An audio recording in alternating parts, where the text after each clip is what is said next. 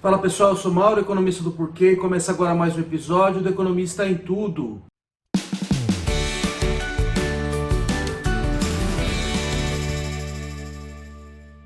Hoje eu vou falar da reunião do Copom, que é o Comitê de Política Monetária, que aconteceu na semana passada, e a reunião em que o Banco Central decide o que vai fazer com a taxa de juros básica da economia, a Selic. O Banco Central, mais uma vez, pela terceira vez consecutiva, decidiu manter a Selic em 2% ao ano. É um patamar super baixo, é o mais baixo que a gente tem em notícia, né? Na história. Mas o mais importante não é a manutenção nesse patamar super baixo. O mais importante é a sinalização para os próximos meses aí que deve ter aumento. Então a gente deve esperar aumentos na taxa de juros básica na economia brasileira para os próximos, eu diria no próximo ano já e provavelmente no primeiro semestre desse ano. O que o Banco Central disse? Olha, é mais importante a gente olhar o que está lá no comunicado do Banco Central logo depois que a decisão foi tomada. O mais importante é que está lá no finzinho, né, que é o tal do Forward Guidance. Tá? Então, o que aconteceu nas reuniões passadas do Banco Central, nas decisões passadas do Banco Central? Tá? Basicamente, eles indicaram que chegaram num piso para a taxa de juros, que são esses 2% que a gente está observando aí nos últimos meses. Tá? Então, ela veio caindo muito agressivamente, principalmente durante a pandemia. Durante a pandemia, a gente viu a economia indo lá para baixo mesmo, sofrendo muito por causa com os efeitos da própria doença e os efeitos das medidas de contenção que são necessárias para conter o coronavírus. E aí a gente viu a inflação também bem baixa ali no começo, principalmente no começo de 2020. Né? Ela já vinha baixa no começo de 2020, aí ela despencou e ficou até negativa ali nos primeiros meses, os meses mais duros da pandemia. Então o Banco Central baixou a taxa de juros porque não tinha perigo inflacionário e aí você precisava de um estímulo assim, bastante agressivo. Mas chegou num ponto em que sinalizou que não queria descer mais, via como muito arriscado descer abaixo de 2%, porque poderia ter efeito sobre o preço de ativo, o câmbio poderia disparar, e isso aí poderia trazer mais instabilidade para a economia brasileira, colocar em risco a saúde de empresas, né, que, por exemplo, estão endividadas em dólar. Então decidiu parar e basicamente utilizou um novo instrumento que se chama Forward Guidance. Tá? Com o Forward Guidance, você sinaliza que vai manter a taxa de juros baixa naquele patamar durante um tempo. Não está claro do que é esse tempo, mas durante um tempo grande você vai manter essa taxa de juros nesse patamar baixo. Com isso, a ideia é que você diminua as taxas de juros mais longas, tá? Mais de longo prazo. Por quê? Porque as taxas de juros mais longas, elas dependem não só da Selic hoje, mas da expectativa da Selic amanhã, no futuro. Então, se você sinaliza que a Selic vai ficar baixa durante um tempo, quer dizer que você está tentando puxar essas taxas de juros longas para baixo também. Tá? E com isso você ganha um estímulo adicional na economia, além do efeito da Selic. Então essa foi a sinalização do Banco Central há algumas reuniões atrás, que iria manter essa taxa de juros baixa durante um tempo. Tá?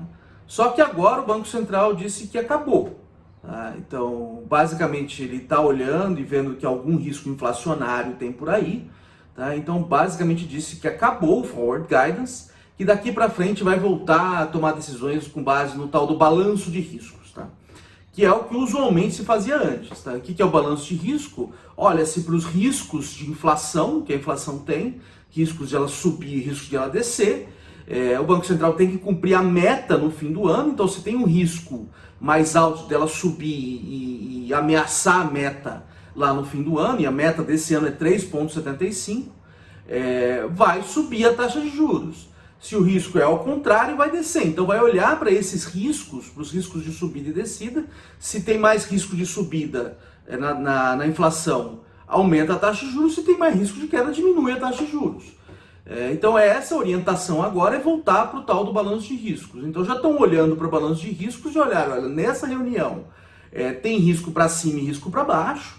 Tá? O risco para baixo a pandemia pode piorar e deve piorar, então você tem um risco da economia brasileira sofrer com isso, E isso tem um risco de puxar a inflação para baixo. Outra coisa que pode puxar a inflação para baixo é o fim do auxílio emergencial, tá? Então a economia brasileira também estava sendo aquecida, não aquecida, mas estimulada, não só pela política monetária, taxas de juros super baixas, mas pela política fiscal, né? Você tem esse auxílio emergencial, e o auxílio emergencial deve acabar, ou não tem muita perspectiva que ele vá continuar, não está muito claro ainda. Isso aí também tende a tirar o estímulo fiscal, e o que tende a dar uma desaquecida na economia e o que contribui para diminuir a inflação.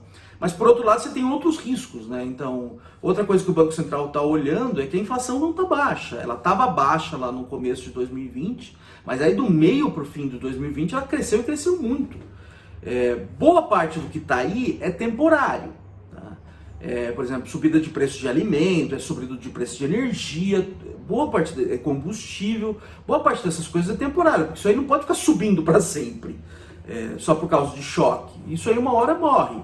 Mas o ponto é que esses choques, eles estão se mostrando bastante persistentes, estão puxando a inflação durante um período longo de tempo. E o Banco Central está começando a olhar isso e a levar isso em consideração. Então a sinalização, isso aí tende a puxar a inflação para cima.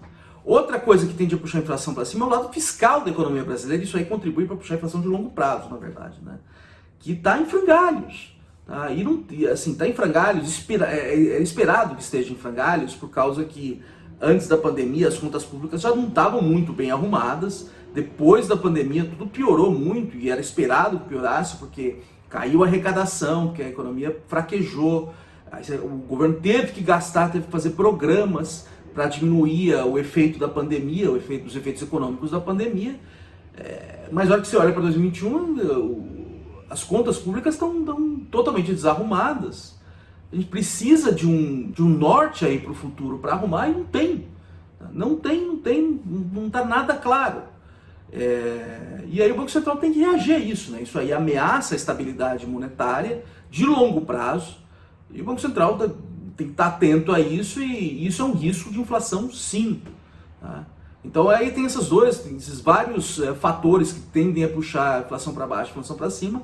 No momento o Banco Central entende que está mais ou menos balanceado, apesar do alto grau de incerteza, mas para o futuro, olhando para essa inflação que está aí, que está crescendo e está alta, a tendência é que esse negócio os fatores que estão por trás da inflação no curto prazo, eles não se mantenham para sempre, mas eles estão se mostrando muito persistentes. Isso pode ameaçar aí o cumprimento da meta do Banco Central. Então, o sinal agora é um sinal de, primeiro, a taxa de juros, essa taxa de juros que está aí, ela não está aí para ficar, isso todo mundo já sabia, tá? Porque é uma taxa de juros extraordinariamente baixa por causa dos fatores da pandemia, mas ela deve subir em algum momento, e o ponto agora é que ela deve subir logo. Tá? Então eu acho que nesse ano a gente já deve ter subido pela taxa de juros, e muito provavelmente no primeiro semestre desse ano. É isso aí, pessoal, muito obrigado por ter assistido o vídeo. A gente volta a conversar mais na semana que vem. Dá uma olhada no nosso canal www.porque.com.br, tem bastante conteúdo lá. A gente também está nas redes sociais, a gente está aqui no YouTube, no Twitter, no Instagram e no Facebook. E é isso aí, até semana que vem, um abraço!